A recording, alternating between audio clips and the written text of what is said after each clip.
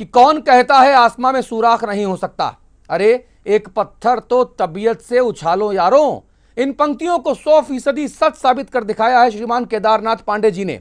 इन्हें केएन पांडे के नाम से जाना जाता है। आप जीकेएन सीटिंग कलेक्शन के फाउंडर एंड चेयरमैन हैं, समाज सेवी हैं, सनातनी हैं, शिक्षाविद हैं, समाज सुधारक हैं, मोटिवेशनल स्पीकर हैं, धर्मज्ञ हैं, मर्मज्ञ हैं, रामायण गीता एवं वेदों के ज्ञाता हैं, गोंडा के मूल निवासी हैं और इन दोनों पांडे जी गुरुग्राम में रहते हैं। जरा पांडे जी को स्क्रीन पर दिखाया जाए। पांडे जी, स्वागत करता हूं मैं आपका हिंदी खबर पर। धन्यवाद सर, धन्यवाद जी। साइकिल पर जो सफर आपने शुरू किया वो रोल्स रॉयस तक आप पहुंचा है। मुख्यमंत्री योगी जी को अपना आदर्श आप मानते हैं और उन्हीं से प्रेरित होकर नाथ फाउंडेशन नाम का एक ट्रस्ट बनाया और हजारों निर्धन लोगों की निरंतर अहिर्निश सेवा कर रहे हैं केएन पांडे साहब आप। मैं आपका धन्यवाद देना चाहता हूं और साधुवाद करना चाहता हूं कि इतनी ऊंचाइयों पर पहुंच के भी आपके जो कदम हैं वो जमीन पर टिके हैं। कैसे?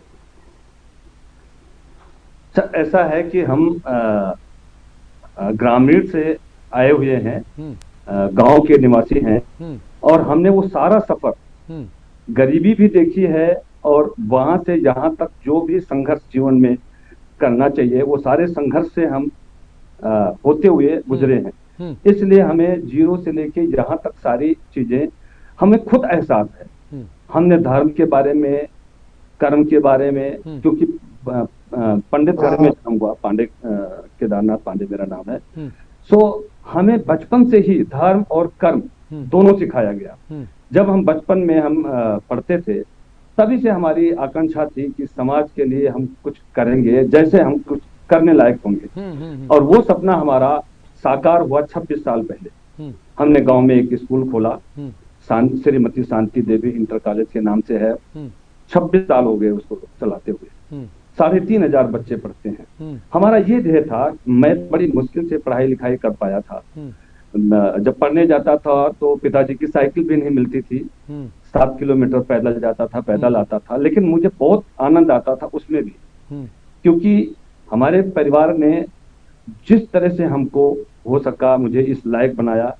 मैं उनके चरणों में प्रणाम करता हूँ, उन गुरुओं को प्रणाम करता हूँ जिन्होंने मुझे ऐसी शिक्षा दी और मैं यहाँ तक पहुंचा। संघर्ष ही जीवन है, संघर्ष ही जीवन है। संघर्ष से कोई विमुख नहीं होना चाहिए, नहीं तो वो मंजिल नहीं मिल पाती है। लोग क्या होता है, थोड़ा सा कष्ट होता है तो वो अलमला जाते हैं कि नहीं यार ये तो बड़ा मुश्किल है, ये हो पाना कुछ असंभव नहीं है।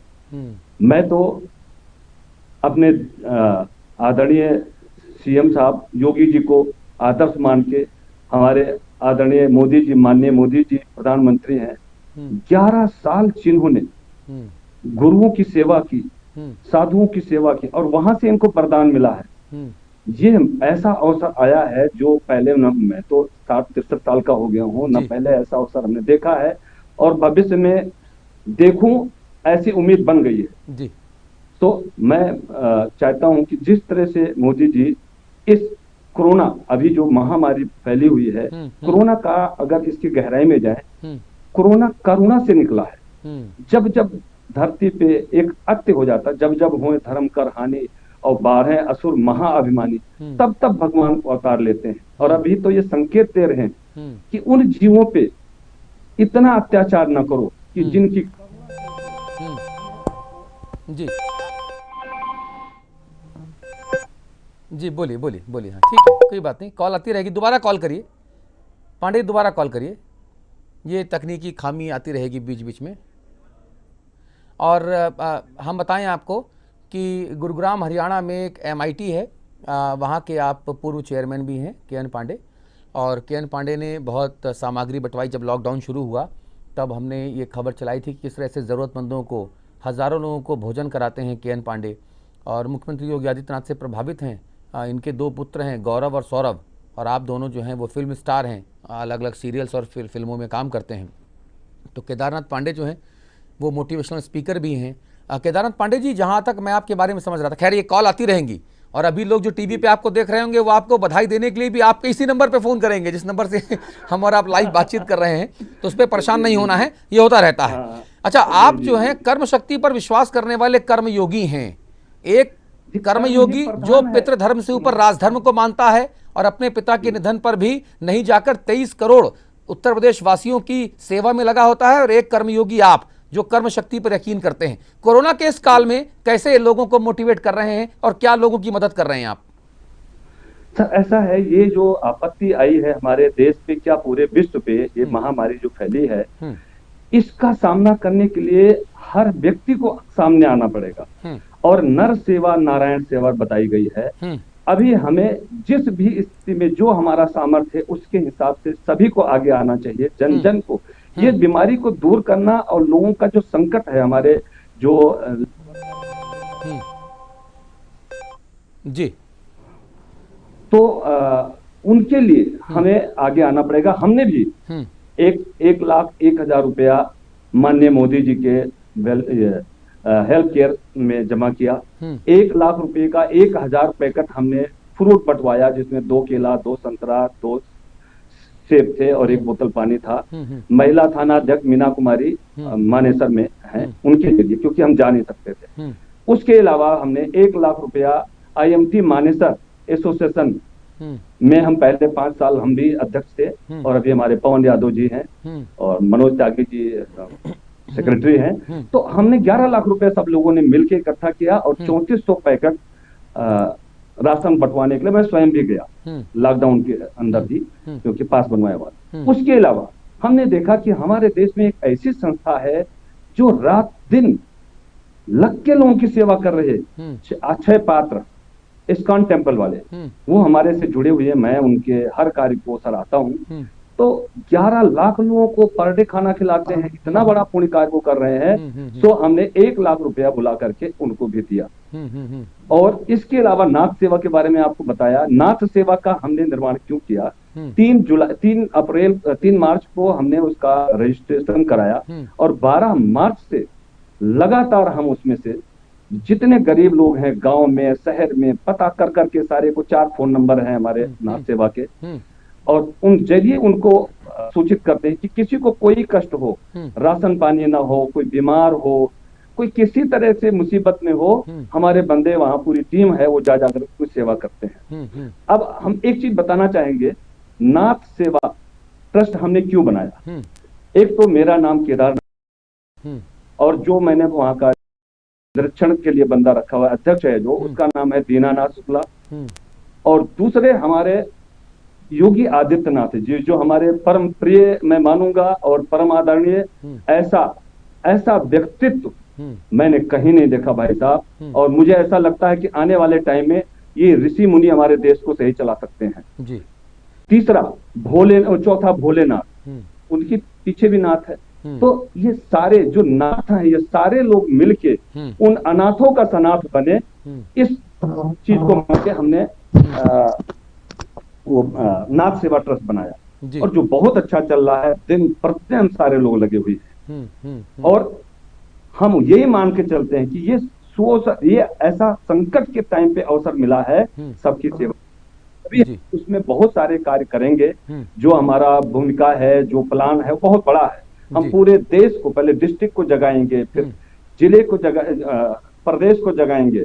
और मैं तो मोदी जी का और अपने योगी जी का अनन्य भक्त हूँ। अनन्य भक्त ऐसे नहीं हूँ, उनके कार्यों से, वो जो कार्य कर रहे हैं, मैं तो भगवान से यही दुआ करते हैं, हे प्रभु हमारे पूरे भारत देश में ऐसे ही CM हों जो दिन रात, जो अपने पिता के अग्निदाह में नहीं गए, संस्कार में नहीं गए, आंसुओं को पी गए और समाज सेवा में लगे रहे।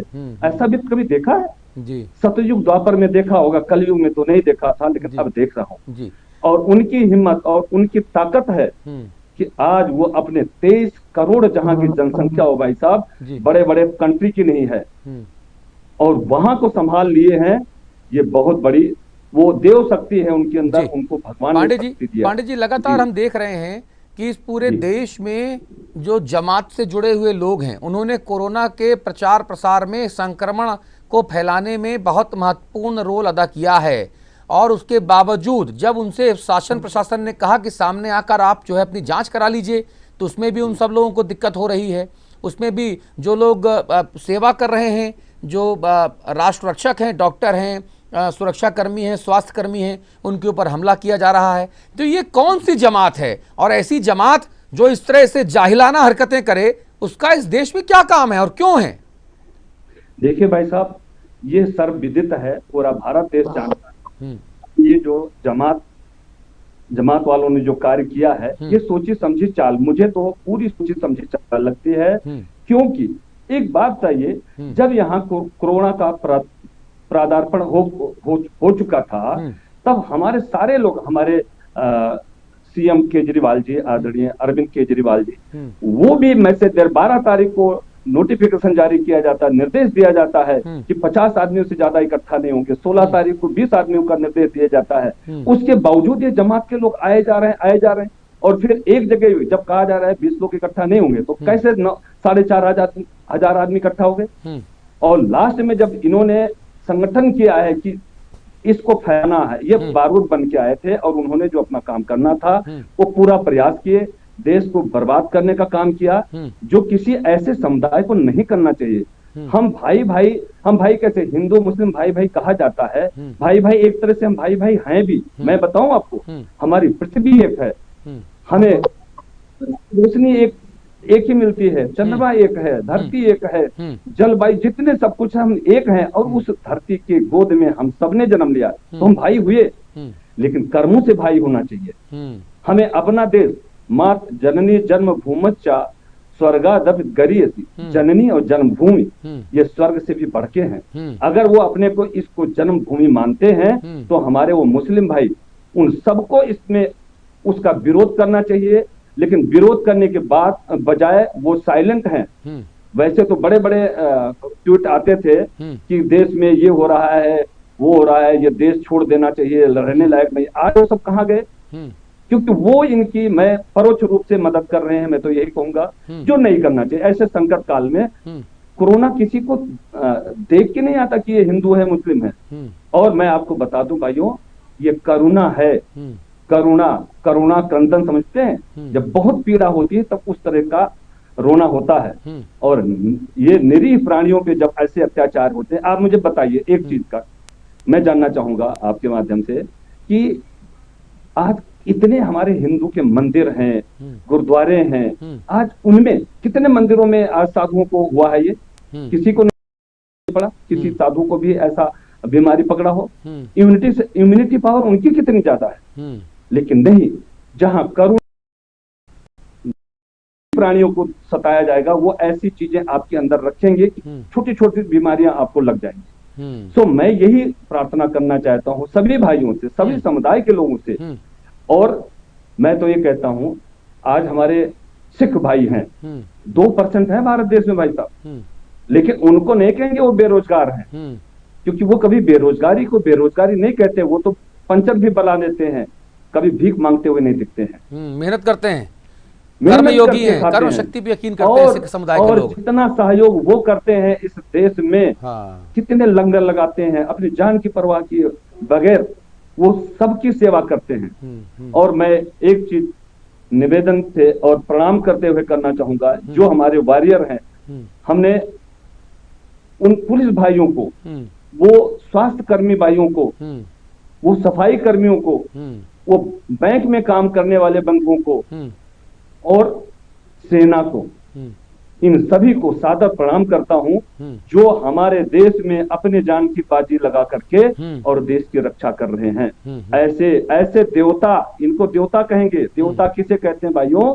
जैसे ऋषि मुनि हमारे हुआ करते थे, ऋषि मुनि को हम क्यों सम्मान देते हैं? हम धनवान को सम्मान नहीं देते कि बहुत बड़ा आदमी है तो उसका इतिहास में नाम लिखा जाए। इतिहास में नाम हमारे ऋषि मुनियों का, और ऐसे मदन मोहन मालवीय जी का, चाणक्य का, ऐसे लोगों का नाम आता है क्योंकि उन्होंने बलिदान भी दिया और इस देश को आगे बढ़ाने के लिए, मजबूत बनाने के लिए सब कुछ किया। चाणक्य पुत्र विष्णुगुप्त जी ने क्या किया? एक एक राजा को ऐसा जोड़ा कि पूरा राष्ट्र एक सूत्र में पिरो दिया उन्होंने। तो मैं यही कहना चाहता हूँ, वही काम हमारे मोदी जी कर रहे हैं, हमारे योगी जी कर रहे हैं। मैं यही प्रार्थना करता हूँ कि भगवान ऐसे संतों को अब दीजिए, क्योंकि संत क्या होते हैं? संत जो है अपना परिवार छोड़ देते हैं, वो कहते हैं मैं चार लोगों में क्यों रहूं, मेरा सारा भारत देश अपना परिवार। और जब वो अपना परिवार समझ के काम करते हैं भाइयों, मेरे से नहीं हो पाएगा, देवता भी वर्ण नहीं कर सकते हैं। ऐसे ऐसे जो हमारे स्वास्थ्य कर्मी भाई हैं, उनको फूल बरसाना तो एक बहुत छोटा उपहार है, एक छोटा स्वागत है उनके लिए। और भी हम तो अपने देश के, अपने केंद्र से जो भी हमारे प्रधानमंत्री जी हैं, मुख्यमंत्री जी हैं, उन सबसे निवेदन करना चाहता हूं कि उनकी तनख्वाहें उनके अगले जीवन के लिए कुछ नया सोचें, कुछ बढ़ोतरी करके हमेशा के लिए जिन्होंने अपना परिवार छोड़ा और हर जन जन के जीवन को बचाया। पांडे साहब, आपका एक स्टेटमेंट मैंने कहीं पढ़ा, आपने कहा कि जो संस्कार हैं, जब तक शिक्षा में संस्कार, सनातन संस्कार का समावेश नहीं होगा, तब तक शिक्षा जो है साक्षर बनाने के अलावा और कुछ नहीं कर सकती। हमें आ बा छोटा बड़ा लिखना नहीं सीखना है, हमें शिक्षित होना है, और शिक्षित संस्कारों के बिना नहीं हो सकते, और संस्कार सनातन सभ्यता के बिना अधूरे हैं। क्या आप आरएसएस के जो स्कूल हैं, जो शिशु मंदिर है, विद्या मंदिर है, आप उनकी वकालत करना चाहते हैं? नहीं, मैं बिल्कुल उनकी वकालत निसंशय में करना चाहता हूं, क्योंकि वो आज की तारीख में भाई जब भी कोई आपदा आती है तो कौन नजर आता है? वही नजर आते हैं। चाहे श्रीनगर में तूफान आया था, बाढ़ आई थी, वहां भी वही नजर आए। बाकी सारी संस्थाएं सिर्फ राजनीति करती हैं, वो राजनीति नहीं करते हैं। और आज की तारीख में 33% हमारे आईएएस और पीसीएस अधिकारी उन सरस्वती विद्या मंदिरों से पढ़ के निकल रहे हैं। तो सनातन जो जिसका अंत ही ना हुआ हो, सबसे पुराना धर्म सनातन धर्म है। बाकी सारे धर्म कोई 1500-1600-1700 साल पुराने हैं, कोई 450 साल पुराने हैं।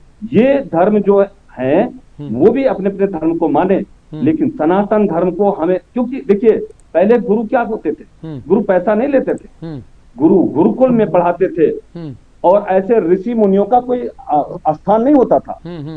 आज वो यहाँ है तो कल दूसरी जगह होते थे। वो पूरे समाज में वो वातावरण पैदा करना चाहते थे कि सभी योग्य हो, सभी आदर्शों का पालन करें, अपने माता पिता का सम्मान करें, गुरुओं का सम्मान करें। और गुरु ऋण, पितृ ऋण, देश ऋण, समाज ऋण, बहुत सारे ऋण हैं, उस ऋण को उऋण करें, उससे कुछ तो फुर्सत पाए। माता का ऋण तो कभी जीवन में उतारा नहीं जा सकता, लेकिन देश का ऋण जो देश ने दिया है उसको उतारने का प्रयास करना चाहिए। तो ये कौन सिखाता है? ये हमारी संस्कृति, ये हमारी ही सभ्यता सिखाती है।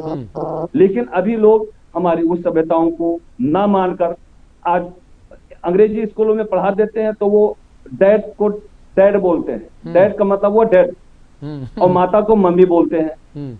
ऐसे संस्कार से वो सनातन धर्म को भूलते जा रहे हैं। लेकिन मैं यही कहना चाहूंगा कि हमारे सनातन धर्म के अनुसार जो पढ़ेगा वो हर संस्कार से विभूषित रहेगा। ठीक है, कोई कमी नहीं रहेगी। पांडे जी, अब मैं धन भी कमाएगा तो धर्म के लिए। जी, अब मैं आपसे आपके व्यापार के बारे में जरूर जानना चाहूंगा कि कैसे आपने सालाना 300-350 करोड़ का टर्नओवर जो है अपनी जो जीकेन सीटिंग कलेक्शन है उसका किया है, और कैसे आपने साइकिल से, जो आपको नहीं मिलती थी चलाने के लिए, उस साइकिल से सफर शुरू किया, और हवाई जहाज और तमाम चीजें होते हुए आज आप रोल्स रॉयस तक आप पहुंचे हैं, जो आपका एक सपना था।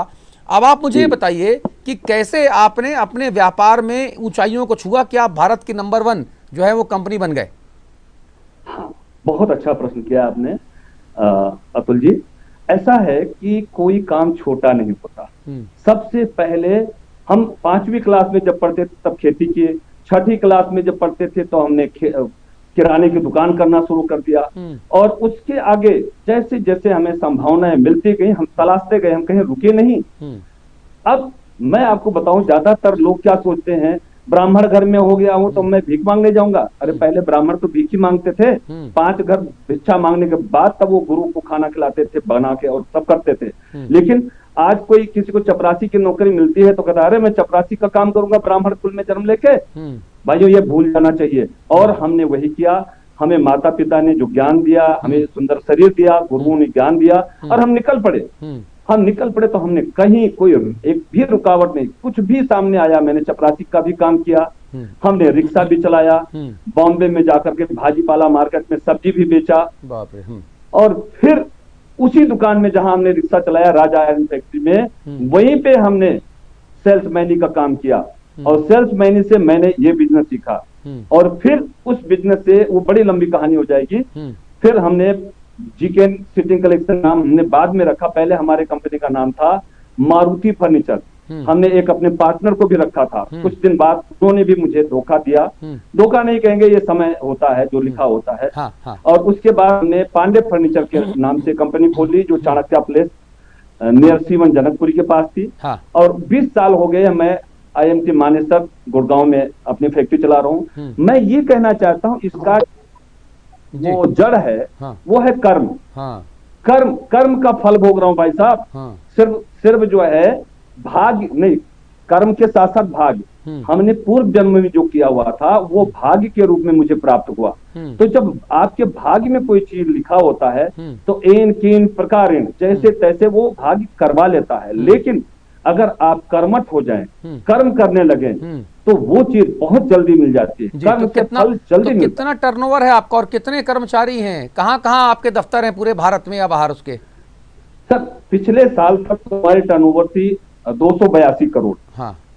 और हमारे पास 1400 कर्मचारी हैं, स्टाफ लेके और लेबर लेकर सबको मिला के 1400 के आसपास कर्मचारी हमारे पास जी। और पूरे भारत देश में हमारे करीब 80 डीलर हैं, छोटे बड़े मिला करके। विदेशों में भी हमने माल सप्लाई किया है और हमें कोई चीज असंभव नहीं लगता। मुझे तो बड़ी खुशी होगी, ये जो चैलेंज आने वाला है, जो चाइना से बहुत सारे देश विमुख हो रहे हैं उसके कार्यों से, और सच्चाई बाद में बाहर आएगी। सारे देश भारत की तरफ देख रहे हैं और भारत में बहुत सारी संभावनाएं देख रहे हैं। और आने वाले टाइम में मैं तो अपने उन भाइयों से यही कहना चाहता हूं जो हमारी बात सुन रहे हो कि हिम्मत ना हारे। तो आप चाइना की प्राइस को मैच कैसे करेंगे सर? अरे बहुत अच्छी तरह से कर लेंगे। जब हमारी सरकार हमें मदद करेगी तो हम वो भी कर लेंगे। चाइना की प्राइस अगर घटिया क्वालिटी बनाना हो तो हम आज ही कर लें, लेकिन हम क्वालिटी नहीं घटिया देना चाहते हैं। हम बढ़िया क्वालिटी के साथ, अच्छी सर्विस के साथ हम कार्य करते हैं जी। जो लोग चाइना से ले आते हैं, अभी आपने जल्दी ही उदाहरण ले लीजिए अपने देश का ही, कि कितने 5,500 किट मंगाए थे, 9,000 किटों का ऑर्डर दिया था, 5,500 निकली। और यही नहीं, फ्रांस में हमारे ख्याल से स्पेन ने 3250 करोड़ का ऑर्डर दिया था। वहां वो पीपी किट पहन रहे हैं, वो हाथ बाहें फट के नीचे गिर जा रही हैं। जो वेंटिलेटर थे वो बेकार हैं। सारे को ठग रहे हैं, ये ठगने का काम कर रहे हैं। ऐसे जो ठगू देश हो एक दिन पोल खुली जाती है। नहीं, तो क्वालिटी नहीं देगा तो सस्ता लेके क्या करना है? आप जो बोलना चाह रहे थे मैं पूरा कर दे रहा हूँ। आपने कहा ऐसे चोटे देश, तो सही आपके मुंह से नहीं निकला, लेकिन मैंने समझ लिया कि आप चोट्टा बोलना चाहते हैं। जी अपने जरा बच्चों के बारे में बताइए भाई। मैंने जब रिसर्च की तो पता लगा कि दोनों हीरो हैं और दोनों क्या बढ़िया शरीर, सलमान खान जैसा शरीर है। सौरभ पांडे, गौरव पांडे भाई, उनके बारे में बताइए। ये भी मेरे पूर्व जन्मों का फल है, जो हमें अच्छी संतान, अच्छी पत्नी और अच्छे संस्कार वाले। देखिए, एक तो होता है पूरा उम्र बीत जाती है इंसान की 99 के फेर में, और मैं प्रभु को हाजिर नाजिर जान के मैं कहता हूं कि हमारा 100वां भी पूरा हो गया। जो बंदा गांव में बिना चप्पल पे घूमने वाला आज रोल्स रॉयल गाड़ी, अच्छी फैक्ट्री, अच्छा बिजनेस, अच्छी बीवी, अच्छे बच्चे, और हमारे बच्चे इतने संस्कारवान हैं कि उनको भी हमने संकल्प दिलाया हुआ कि मैं तुम्हारी कोई मदद नहीं करूंगा, और अपने बलबूते, उनका कोई बैकग्राउंड नहीं है वहां पे, और अपने बलबूते पे हमारे छोटे बेटे ने 4 फिल्में की हैं। पहली थी हमती शर्मा की दुल्हनिया, दूसरी थी फ्लाइंग जट, तीसरी थी बद्रीनाथ की दुल्हनिया, और चौथी 3 जुलाई को रिलीज होनी थी, वो अभी नहीं हुई। और बहुत सारे एड में काम किया है उसने। मेरे छोटा बेटा जो गौरव पांडे है, और बड़ा बेटा वो तो बहुत प्रतिभाशाली, वो भी बहुत प्रतिभाशाली है। उसने इतने सारे सीरियल किए हैं लीड रोल में, जिसका सारे का नाम भी नहीं गिना पाऊंगा। लेकिन लास्ट वाला जो सीरियल है जो हमने देखा है, मुझे बड़ा गर्व हुआ जब उसने श्री कृष्ण का रोल किया। वाह वाह। और अद्भुत रोल है। या तो नीतीश भारद्वाज जी ने किया था रामायण में, वो उसमें श्री कृष्णा में, और कई जगहों में परशुराम का रोल भी उन्होंने किया था। बहुत अच्छा लगा मुझे। या मेरे बेटे ने किया, मुझे गर्व है। और मैं उसके सोच का, उसके अंदर सच में श्री कृष्ण समा गए। वो कहता था 1 घंटे पहले संस्कार है सर, ये आपके सनातनी संस्कार हैं। आप अयोध्या गोंडा के रहने वाले हैं और वहां से आपने अपने बच्चों को उस तरह से संस्कार से पाला पोसा। और भाई साहब मैं आपके माध्यम से आज कहने वाला हूं कि मेरा शेष जीवन जो भी बचेगा, जो भी हमें मिलेगी, जितनी सांसें मिलेंगी, हम समाज के लिए दान कर रहे हैं और जो कमाएंगे वो सब समाज में लगाएंगे। मेरा बहुत बड़ा प्रोग्राम है जो नाथ सेवा ट्रस्ट से शुरू करेंगे और हम जल्दी अपने सीएम साहब के दर्शन भी करेंगे और अपनी भावनाएं प्रकट करेंगे जी सर। और हम उनसे ज्ञान लेंगे। सर इंटरव्यू के आखिरी हिस्से में 30 सेकंड में अगर आप समाज को कोई बात कहना चाहें, कोरोना वॉरियर्स को कुछ बताना चाहें, कहना चाहें तो आप कह सकते हैं सर। जी जी, मैं उन सारे भाइयों करता हूं, आप जहां भी हैं, इस बीमारी अभी थोड़ी और लंबी चलने वाली है, धीरे धीरे जाएगी और फिर पुनः आएगी, फिर जाएगी। इसके लिए आप सिर्फ इतना करें कि अपने अड़ोस पड़ोस में कोई भी ऐसा पॉजिटिव पेशेंट है उसको फौरन हॉस्पिटल पहुंचाएं, सूचना दें और स्वयं अपने इम्यूनिटी पावर को बढ़ावें और समाज की सेवा, जो कहीं भूखा मिले अड़ोस पड़ोस में किसी तरह की जी। आप सभी दिल जान से मदद करें।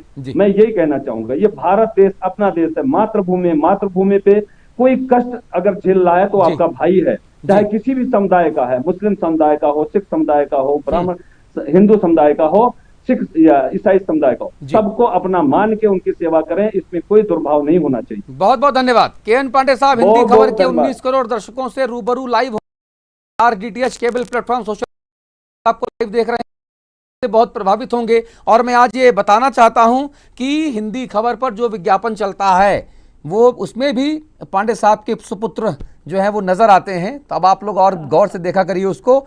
और दूसरा ये कि जल्द ही पांडे साहब का एक और इंटरव्यू हम लेकर आएंगे जिसमें पांडे साहब संघर्ष है, उस संघर्ष की ABCD कहानी, ताकि हम ये समझा पाए लोगों को कि जो लोग संघर्षों में टूट जाते हैं, 50 तरीके के बहाने लबादे ओढ़ लेते हैं कि जी ये होता तो हम ये कर लेते, उन लोगों के लिए केएन पांडे साहब एक आदर्श स्थापित करेंगे और हम बहुत जल्दी वो इंटरव्यू अपने दर्शकों तक लेकर आएंगे। बहुत बहुत शुक्रिया पांडे साहब, बहुत धन्यवाद आपका। बहुत धन्यवाद, नमस्कार। बहुत धन्यवाद।